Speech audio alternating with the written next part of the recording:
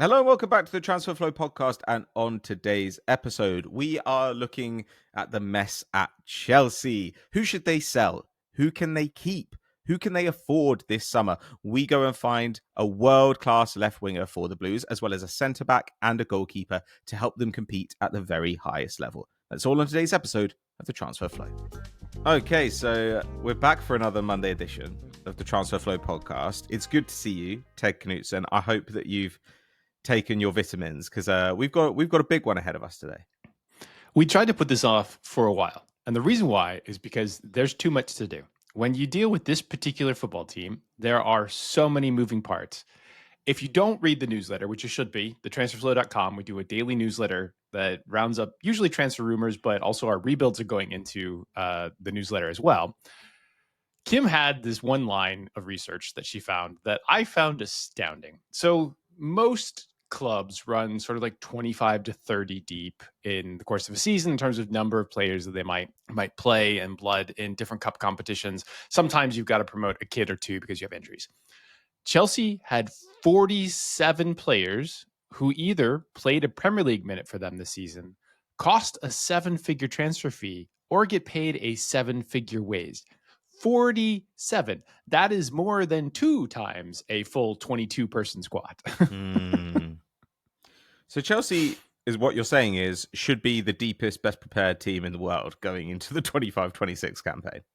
There's one way to look at it. The other way is that they have a great number of 70th percentile players that just happen to be paid a lot of money, and they're hoping that some of them pay off into title winning players, maybe. Possibly. I don't know. And I mean, look, this is always the case, I guess, for the podcast, but this podcast particularly is best consumed in conjunction with the newsletters. Because there's too much. There's too much information. Yeah, you need a spreadsheet in front of you. Like, I literally have a spreadsheet in front of me of all these guys. And I was just scrolling down like, who's that? Who's that? Who's this guy? Who's that? I actually watched this team. I don't know who that guy is. Yeah, they're just disappearing kids from Latin America. So, I mean, I guess we should start with the background, which is Chelsea made the Champions League. Obviously, they were desperate to do so. But doing so also means that they're now subject to 2 sets of financial regulations, both the Premier League's PSR and UEFA's FFP. And the last we heard, back in April, they were negotiating with UEFA over a settlement because UEFA said, yeah, you know how you sold your women's club to yourself and sold some hotels to yourselves? Like, that's bullshit. We're not going to allow that to happen. And but also, we do allow a lot of things to happen because we're UEFA, and so there's a negotiation to be had. I think that's how it works, right? They've let so many things slide. Like if you look at what Manchester City got away with, inflating so many different related party deals and finding tons of ways in order to bulk up their revenue. Allegedly, Manchester City's lawyers, who are very well paid, much better paid than I am. Please don't take us to court. But this is what was reported at the time.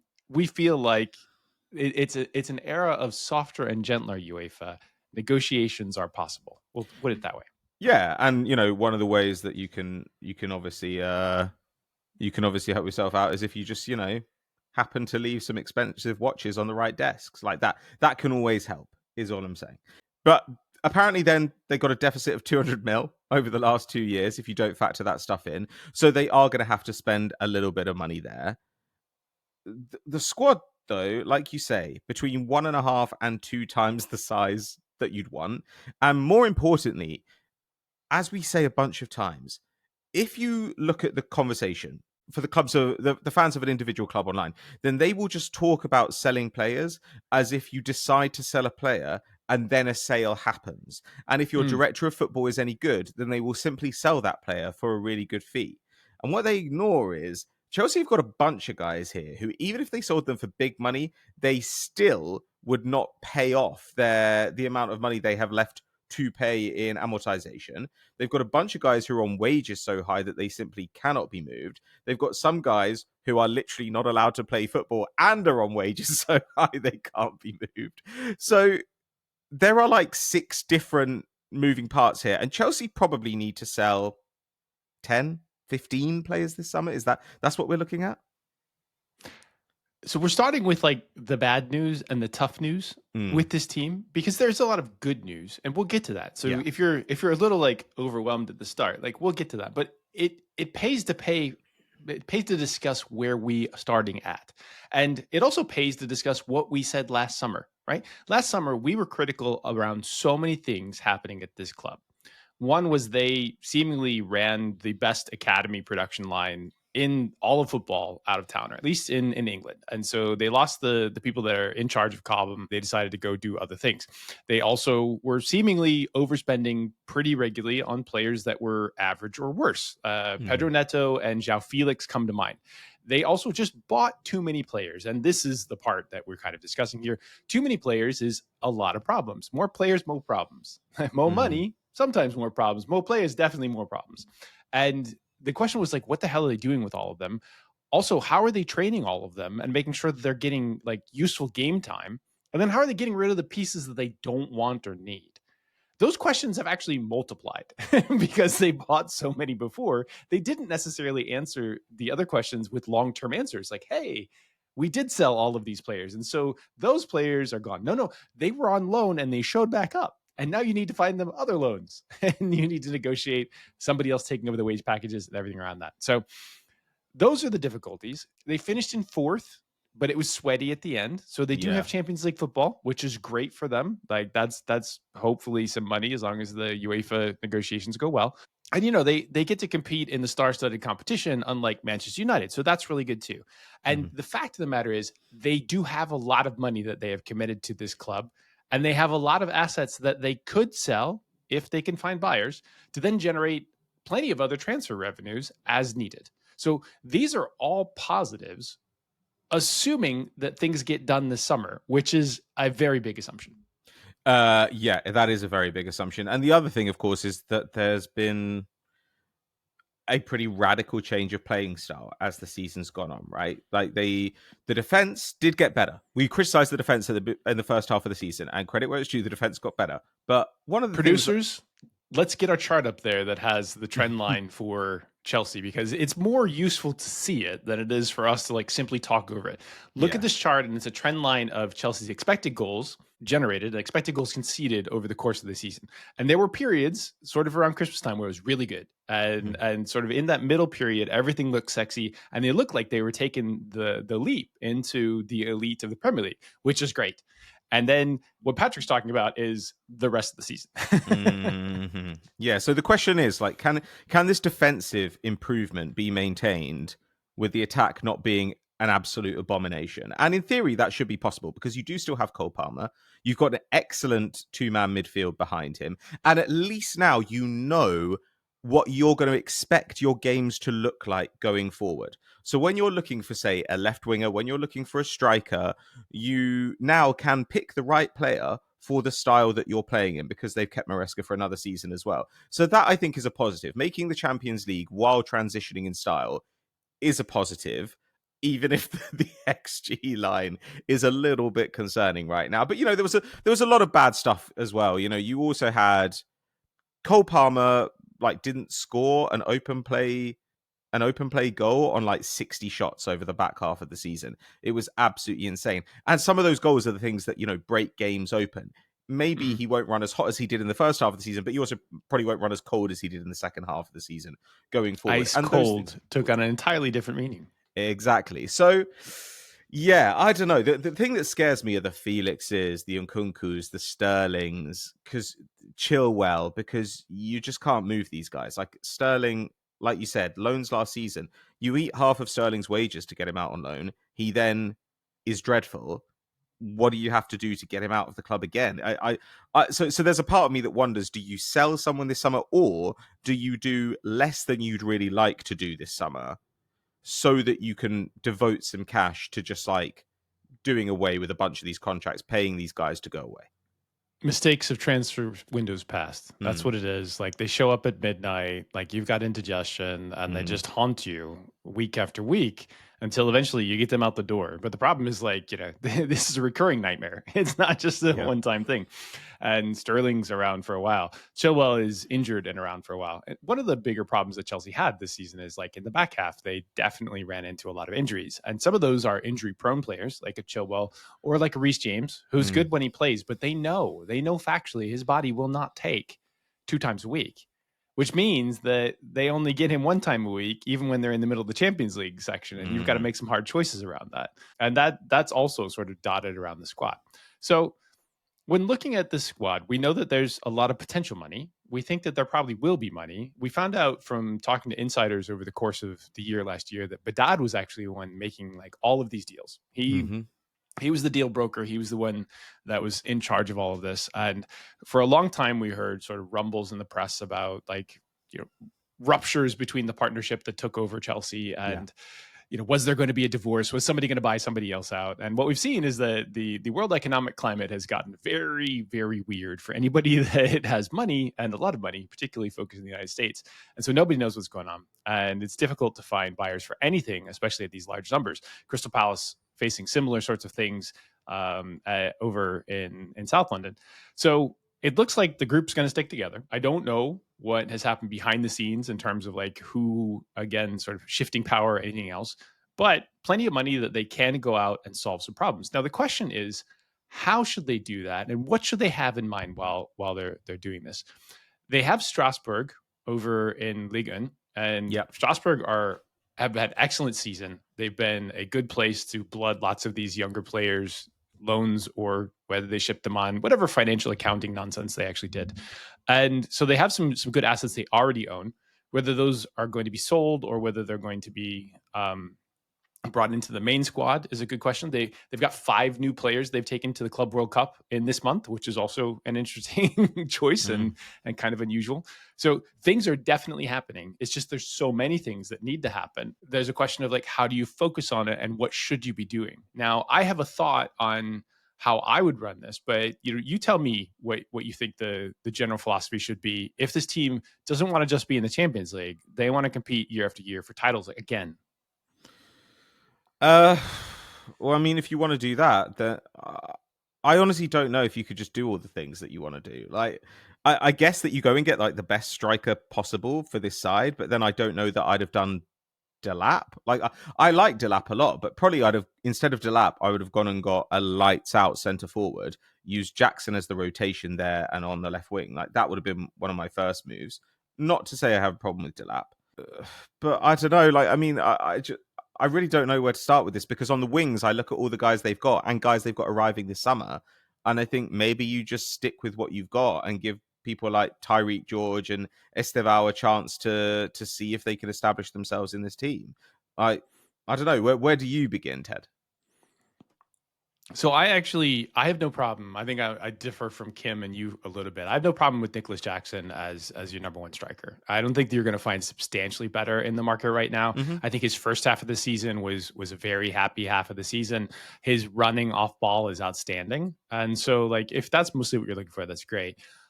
Then I look at it and I say, look, there's lots of good enough parts here. And in fact, in a couple places, there are world-class parts. So, like, Cole Palmer and Caicedo are outstanding. I actually think Enzo is outstanding too. I didn't like the role that he got plunked in last year, but he kind of, like, rose to the challenge there. And so that's perfectly fine too. I think in the center back space, they've got some very good center backs. I don't know if they're great center backs, but that one's more of a coaching question, as, like, how happy Maresca is with whatever they're doing. So that may be a little tricky to, like, really upgrade. So I don't mind the Delap one. In fact, I like the Delap one. I said that Delap was good for almost any of these Champions League teams, as buying him as a backup striker that has zero risk involved financially. So basically, you're paying £30 million for his release clause. You know that he can probably be a capable backup and maybe develop into, like, a real full-time striker that is going to lead your line in the next couple of years. That's great. And if you need to sell him on because he hasn't worked out, that's totally fine too. Sure. So I like that move. It freaked me out, actually, that I liked too many of Chelsea's moves in this window, because I felt like they went from getting a more random collection of advice to getting actually good advice, which then means that their money expenditure is going to be more precise. But from a theoretical perspective, I think the thing that you need to focus on with Chelsea is take the pieces that you have, figure out which ones are awesome and world-class, which ones we don't even have a capable backup at that we're happy with. Yeah. And then go spend that asset money that you're selling on from those young players and buy 2 more world-class players. And I think in particular, the one area that I would focus is the same area that Liverpool went out and spent 100 million on, which is left wide forward. I think that would have been the spot where I said, hey, we can kind of suffer along with like Madueke, who actually I think can be really, really good on the right. But on left wide forward, we need to get another world-class player so that we've got options all over the front of the pitch. And so that would have been the spot that I'd really spend some money. They have some targets that they're looking at, but I'm not convinced that those targets are like, hey, this guy's top 10 in the world right now. I think that, my number one choice for Chelsea to go out in the market right now, outside of Mike Maignan, who I love as a goalkeeper and have followed his career very closely, is Rodrygo. Yeah, Rodrygo would make a lot of sense for them. I mean, I agree with you in that when I've gone through and tried to find players for them, I've allocated the majority of my money to left wing. Rodrygo would be fantastic. And the one thing, though, I think is that if you've got Delap and you've got Jackson, then I assume that Jackson's going to get some left wing minutes. And so what I tried to look for on the left wing is more of a secondary creator. I thought if you could get a guy there who can take some of the creative burden off Cole Palmer and play left wing against deep blocks, then that is kind of your ideal player. Now, I think Rodrygo is good enough to pretty much do whatever you want on that left wing. But I thought a little bit about Xavi Simmons there, who I think is an interesting profile for it because he is capable of playing across that front line. He can spell Palmer a little bit at attacking mid. And he's the rare guy who does attacking mid stuff while also giving you a lot of wingery type output. It just means as well that I like him for the same reason I like him for Arsenal. Like if you have Martinelli or Jackson somewhere there, then you've got that guy who can stay high and run in behind if you've got a game where you expect to have that space.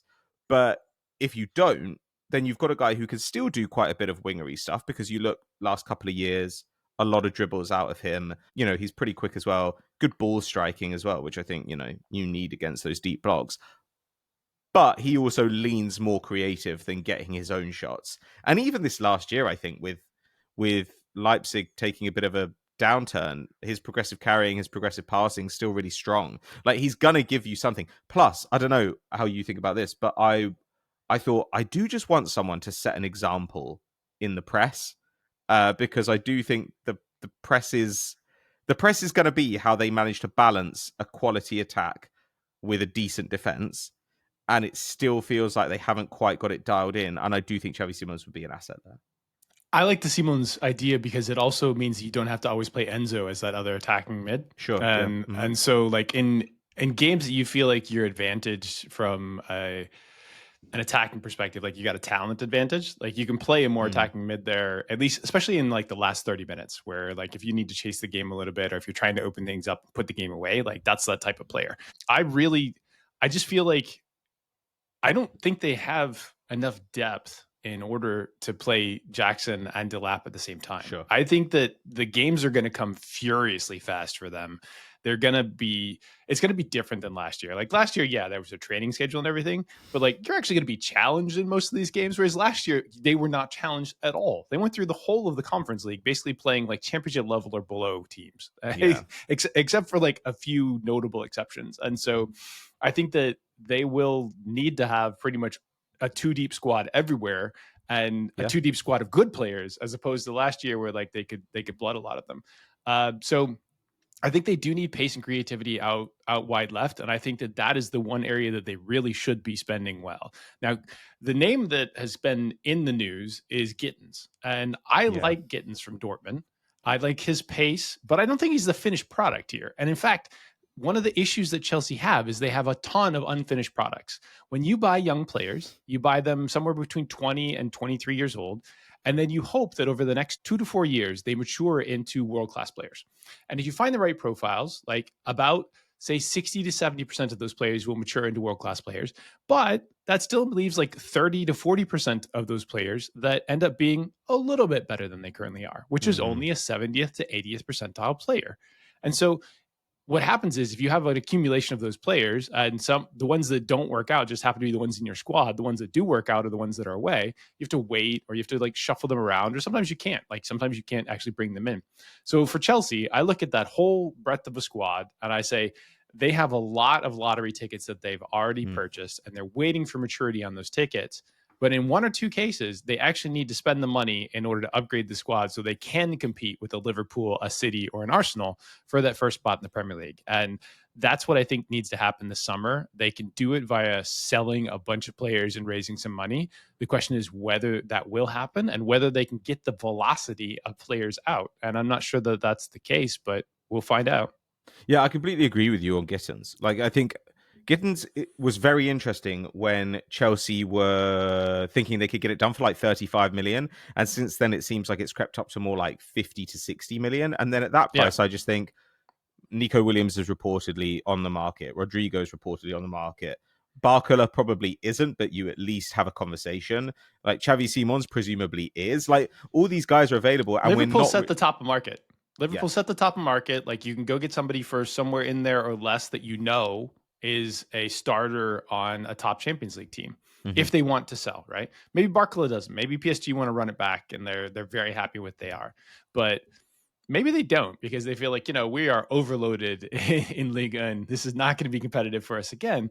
Like, let's go ahead and take some of that cash on and then, continue to spread it out elsewhere. I think that Barcola would be perfect, right? We love Barcola for a couple different places. We did love him. That was one of the reasons why we said that we didn't think PSG needed to get somebody like feature Kvaratskhelia. Yeah, because they were loaded anyway. It worked out for them, but they are loaded. They happen to be loaded too deep, unlike Chelsea's attack, which is loaded like maybe 0.75 deep. And as you said, minutes are at a premium. Like you've got to use those minutes wisely.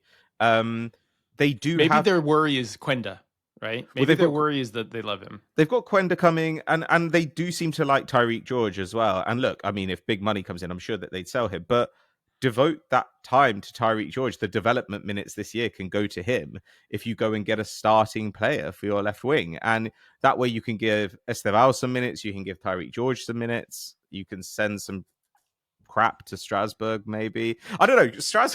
Strasbourg is like... are you familiar with Gettier examples? So this is a thing in theory of knowledge, in philosophy. There's basically, for a long time, it was felt that the best definition of knowledge we had was justified true belief. And then this guy, Gettier, just like produced this 2-page essay that said, well, look, here are examples of justified true belief that are clearly not knowledge. And I think if you were a Chelsea fan who... when like the Buko guys like took over, you said here are all the reasons that they're going to create a young, exciting, attractive, successful side, then you would be exactly right. It's just that the side that they produced was not Chelsea, it was Strasbourg. So this is I think a real life example of the Gettier case. So maybe they are constrained by the mistakes of transfer windows past that weren't necessarily theirs, right? Like Cucurella is there and Chilwell were there, and it's not their fault. They were trying to get rid of like a couple of summers where they spent hundreds of billions and like none of those players worked out. And so they're like, look, we've just got a lot of sludge that has to be cleaned up. Now, our problem with criticizing how they worked last year was that like they were buying too many players, period, and that they were also overpaying for those players. So if you're buying assets to mature, you have to buy assets at the right price so that you can sell them on at maturity. You can't actually corner the market in football. There are too many players, and there are only so many that you can actually own. And City have like 11 football teams. So if they were going to corner things, maybe they could get involved in that anyway. So yes, I think that the squad overall is very good. There's a couple of holes that they need to fill. But at this point, I would fill those with players that are great or that have very little development time needed. They need to be like right on the cusp of exploding.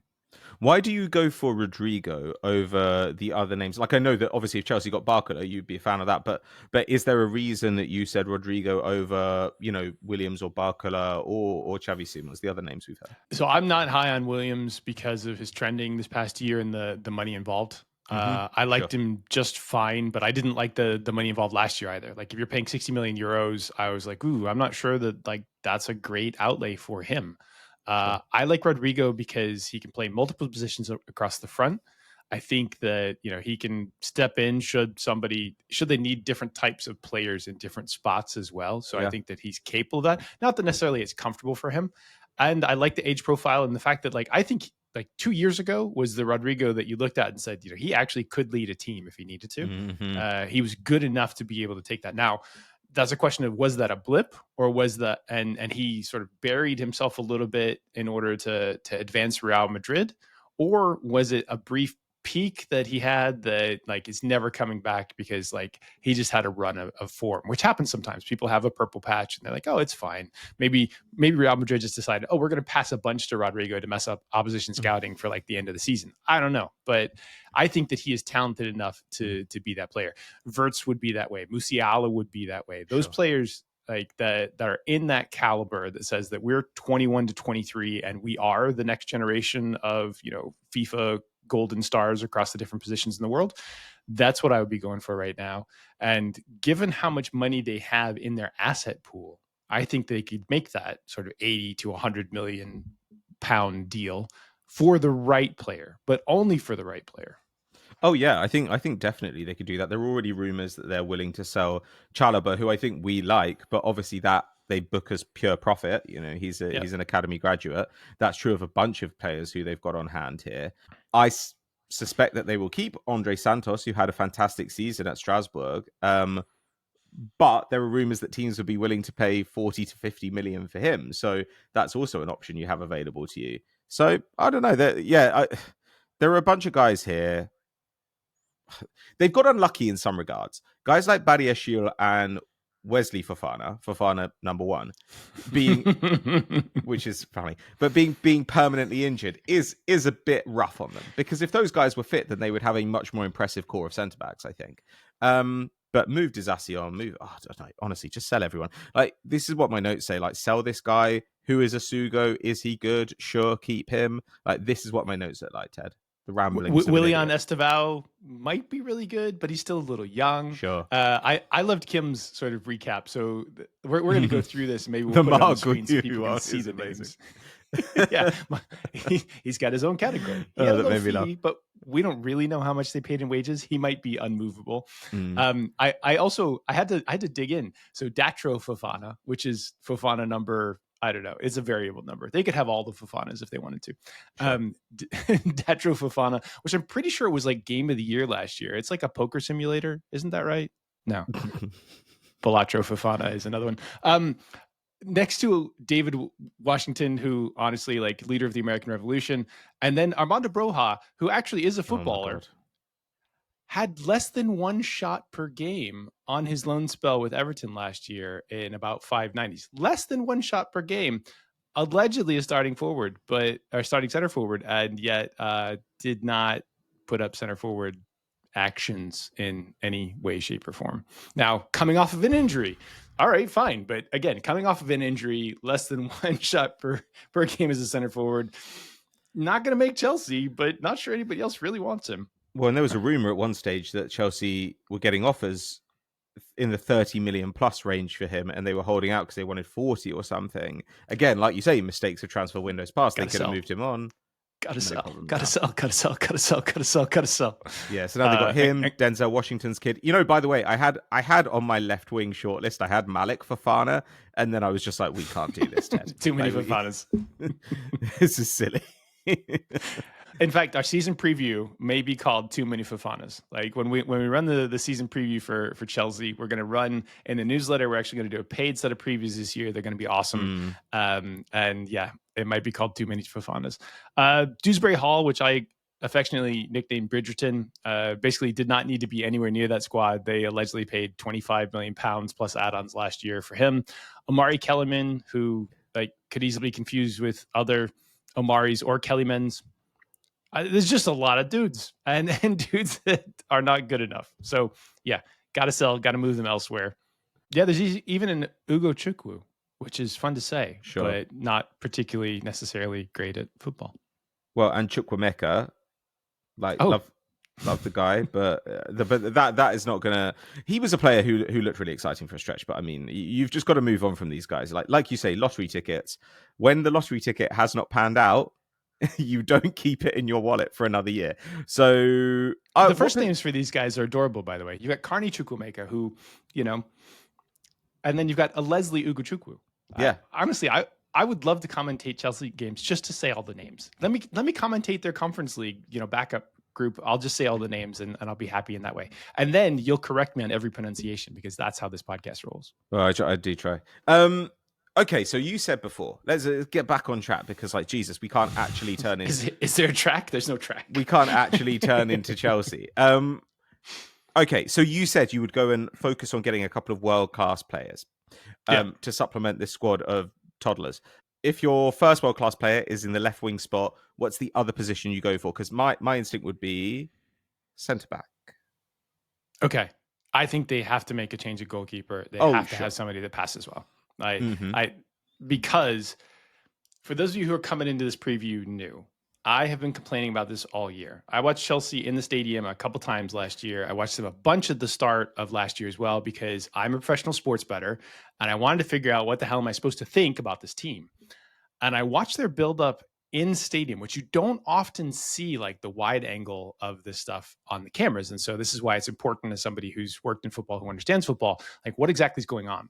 When I watched it in stadium, they were doing insane contortionist stuff just to get their attack started from goal kicks. Mm-hmm. And we saw that in like the Brighton match where they got blown up by the high press. And then teams like very quickly learned they could high press when Sanchez was on the ball. And in some cases, they had their center back start to take goal kicks, which again, removes one option from being able to take build-up because everybody's pressing you really high. So Sanchez was a perfectly acceptable shot stopper. He was pretty good at claims, but like he just destroyed their build-up play, which it was probably one of the effects that you saw in that trailing expected goals generated trend line that we saw earlier. So they've got to get somebody that makes their build-up play sane and allows them to use all the space that they need in build-up. Maignan is one of those. If they could get someone like Ederson with a really deep goal kick and be able to play 1v1s out to their forwards as well, that's a viable option too. It's tough for us to flag those up in the data because those are sort of different profiles than you see in goalkeepers. You have to see a lot of tactical camera in order to really see what they're doing best in the areas that you care about. And Chelsea definitely care about build-up play. Okay, so Maignan, they were hoping to get him for kind of 15 million euros. Milan were requesting 25 million. He's 29 years old. I think he's got a year left on his deal as well. On the one hand, we've said in the past that we like it when clubs say this is our valuation and we're not going above it. But for Maignan, do you just say, right, okay, we just pay 25 million euros because it's not that much and he's 29. We probably get 3-4 years. Probably yes, given their needs, unless they had like a pretty deep group. If I'm working in the data space for them, I'm looking for guys that have long, accurate passing. And you can kind of suss out a lot of that. Like you can find at least a bunch of guys to scout, and then you're cross-referencing that with like their shot stopping. I think James Trafford is one of the most interesting names like on the list for any goalkeeper space. And he's rumored as the number one target for Newcastle, but he's going to be more than that price. And I think the other thing is like, we're not sure that he has the kicking skills to do what they really need. So it'll be a tough fill outside of that. Maybe they just had a name that they loved and then they needed to go back and do more scouting. And scouting is the thing that takes the most time inside of teams. Like you just burn a lot of time scouting to get to the most accurate opinions. Mm-hmm. There are guys around, like there's Lucas Chevalier at Lille and stuff, but nobody's. But even he has question marks about his longer passing, right? Though he's been a very good shot stopper last couple of years, 23 years old. Yeah, I think if you're going to do let's get some superstars and let's try and propel ourselves into contention for trophies, it doesn't really make sense to go and get yourself a project goalkeeper who might freak out when they're pressed really hard in the Premier League. Like that's the last thing you want. Look at what City has done over the last 6 months. They have just signed deal after deal. They've gone out, they paid for it. They said, hey, we're in a rebuild. We're going to finish this off. We're going to get the shit done. And we're going to get guys in for the Club World Cup. That probably should have been the mentality that Chelsea said. Like, hey, we've basically lined up these deals and ahead of time, but they didn't know they were going to make the Champions League until the last day. And that possibly cost them some issues. Yeah, that's true. Okay. So we've got Maignan coming in at goalkeeper. We've got somebody at left wing. Let's say Rodrygo. Great stuff. Last thing, are we looking at centre back then? I don't think they need it. I'm Really? unconvinced. It depends on what I know about the medical space, but I feel like in their group they have enough to make this work. Mhm. I'm frustrated that we sold Lewis Hall last summer, if I'm one of them, Sure. or maybe it was two years ago. Maybe the actual deal was struck before that, and so you couldn't know that he was going to be probably England's future starting left back. I don't know exactly what we've got in the academy. I'd be going directly to Chelsea Youth, the account on social media, and be like, hey, which of our players do you think are great? Sure. Because they've had a long-term read on that, or maybe you bring back Neil Bath just to tell you which of his cherished young children you should be putting into the squad. Yeah, and then you need to have a real sort of, these are the things we need to get rid of. These are the things we're definitely keeping. These are the things we've already owned that we're bringing in from outside. And then there's 3 deals that we got to get done. I think that they probably should be deep enough at center back, unless they needed to get a world-class guy. And that world-class guy is going to be a little dictated by what Maresca wants, or in other cases, what the technical directors want, that they think is the embodiment of these things. Is probably not Marc Guehi. No. I don't see the point. There was a time a couple of years ago where Chelsea reportedly had a lower option on him, right? Because he came through their academy. But I think even then that was like 35, and I think that was some years ago now. So I doubt that they have that available still. Yeah, I don't know. I think that you maybe want to have a little scout around and look at maybe some contracts expiring. Because some people might be out of their deals coming up next year that they could have a little think about. I would love to keep Chalaba. The thing is, of these right-sided centre backs, he's the one I like, but he's the one that you can actually get real money for and book pure profit. Tosin, I think, is okay. Disasi, get him out of the club. If you want to go and spend a huge sum on Antonio Silva or something, then have at it. But he's got a 100 mil release clause, so good luck. Or there's someone a little bit older. You could go. There's Alexsandro Ribeiro, right, at Lille, who can play both sides, and he's 26. He's about to be 26, but he's a really good passer. I think he's a really good defender. He's going to alleviate some of that burden on your goalkeeper when he comes in, because I think he's a good passer out of that, and he's fantastic in the air. Plus, some of these defenders I think can be good in the right setup, but they didn't look like they could be good in the setup that Chelsea were playing over the Christmas period, which is when their attack was really cooking.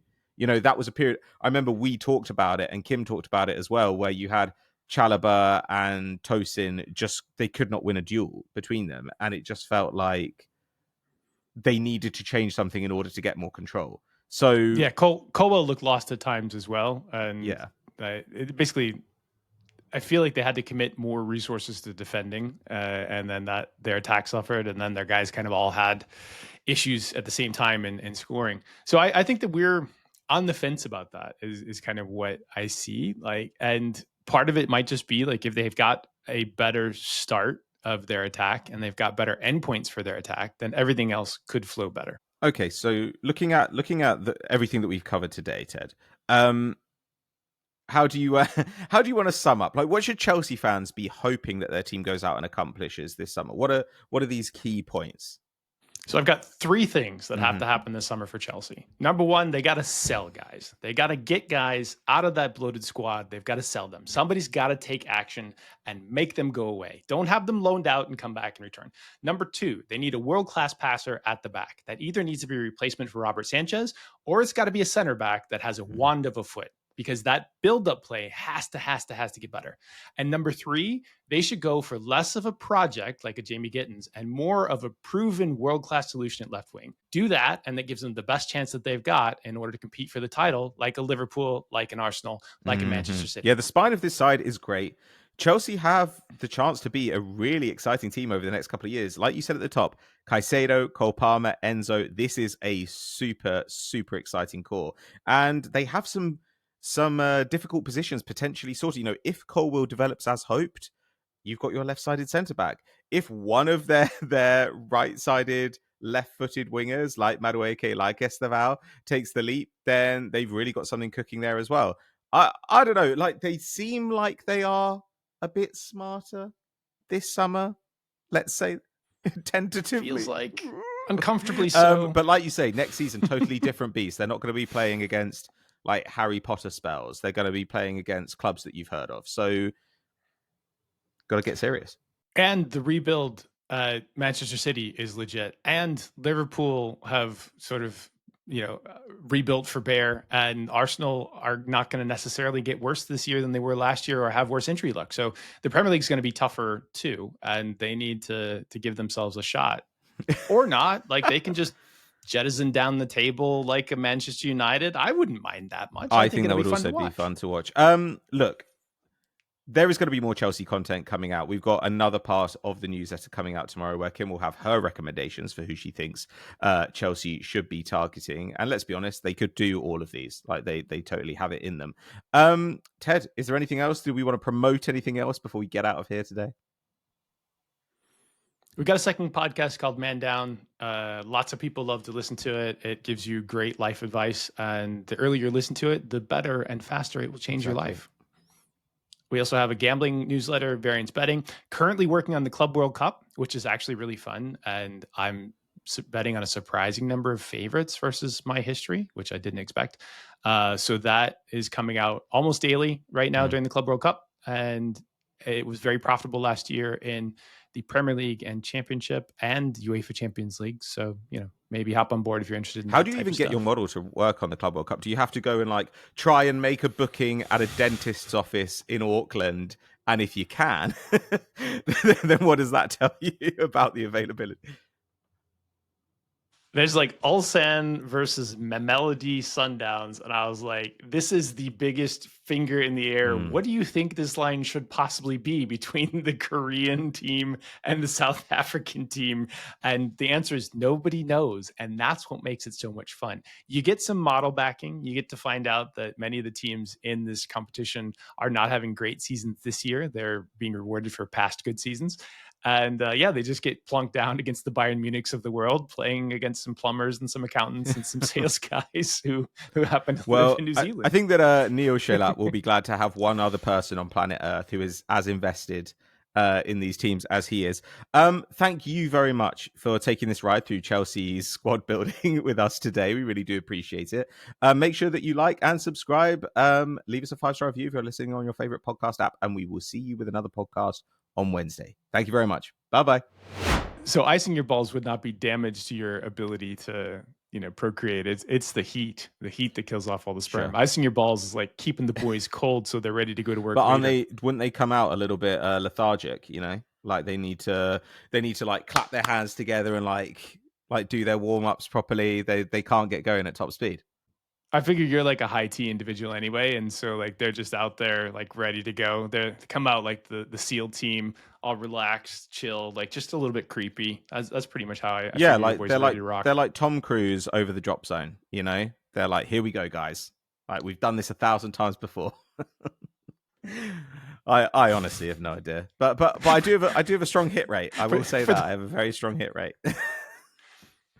Yeah, I do too, which spooks me, given that I haven't gotten mine snipped yet. Oh man, it takes ages. I need to get on the waiting list, and they were like, it'll be years before we do it. And I was just kind of like, sorry, you're telling me I've got to get in a queue in order for you to have cut out a piece of my penis? Like that's not right in my opinion.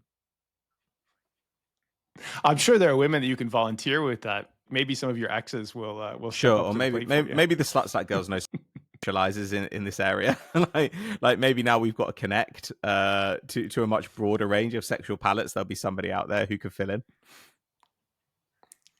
Sexual palettes. That was.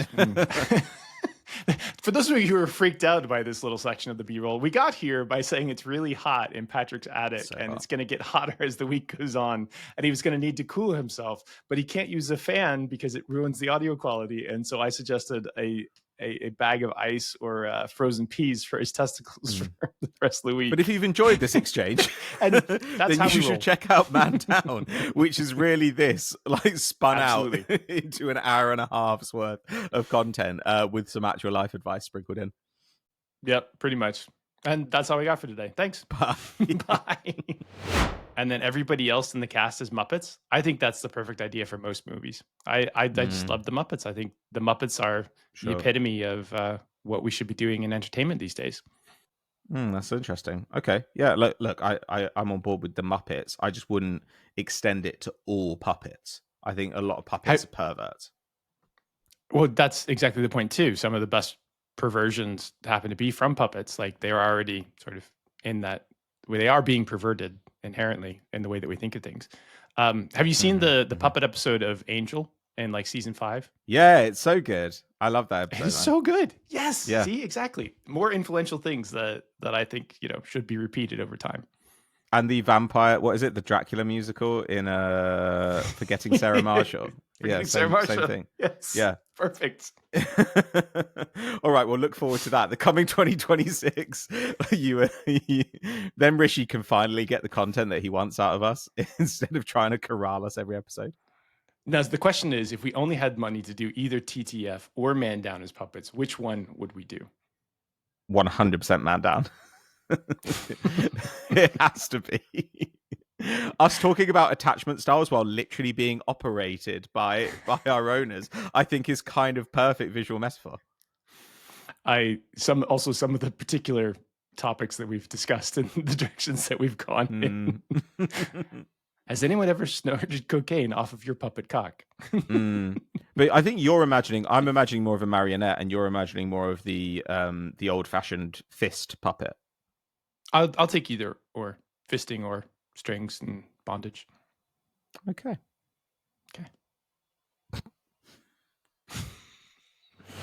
We'll be looking at a lights-out left winger to join Cole Palmer, Enzo, and Caicedo as the spine of that team. But where else do they need to go? Is Mike Maignan right at goalkeeper? Fucking cunt!